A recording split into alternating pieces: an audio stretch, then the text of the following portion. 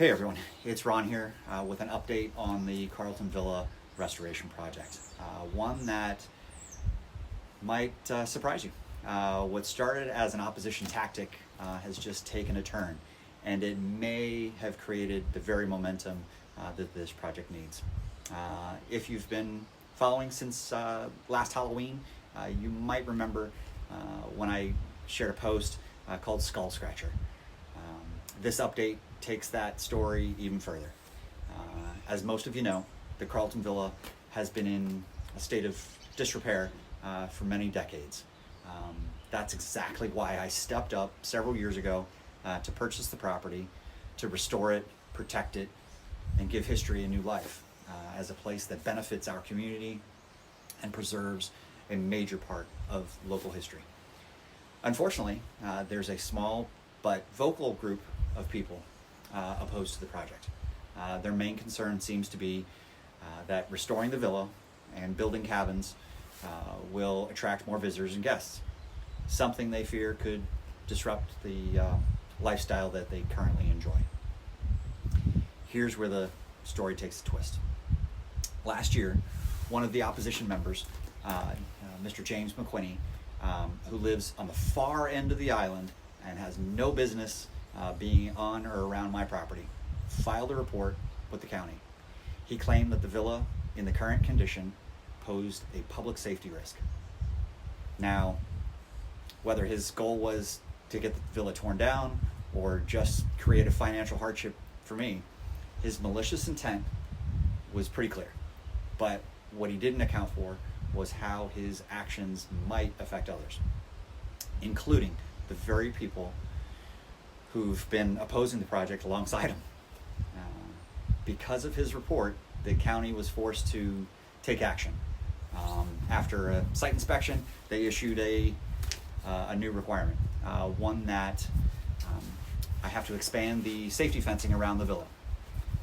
This newly required fencing will unfortunately block a commonly used pathway, one that neighbors use to access their own properties. With that route closed off, those neighbors will now need to take a longer, more inconvenient path just to reach their homes. And one of those families, or one of those neighbors, is the Kernan family, a family who in past public meetings has had each family member submit a separate letter of opposition in an effort to amplify their stance. But now they may be rethinking their position of creating delays to supporting so the new fence can be removed sooner than later. Because thanks to Mr. McQuinney's actions, even they are going to be feeling the consequences of this misguided interference. Ironically, this could be the moment that shifts the momentum. What was meant to hurt the project may actually move it forward by showing the opposition that their own allies are being affected.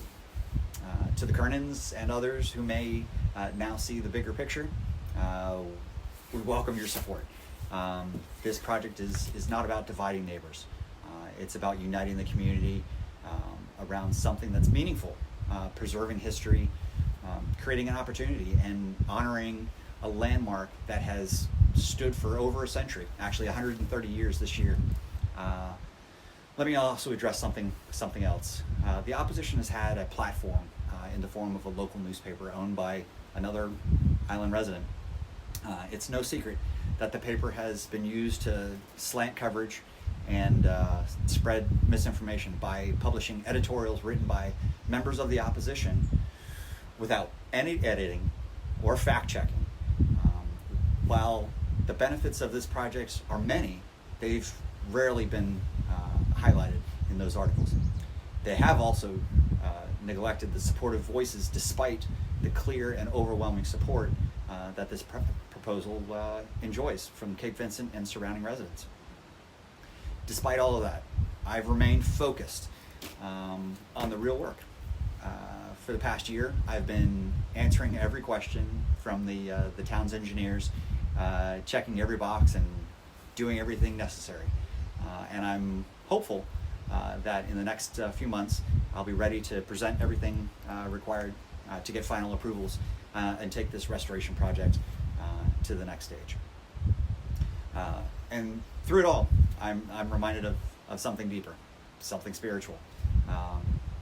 Genesis 50:20 says, you intended to harm me, but God intended it for good, to accomplish what is now being done.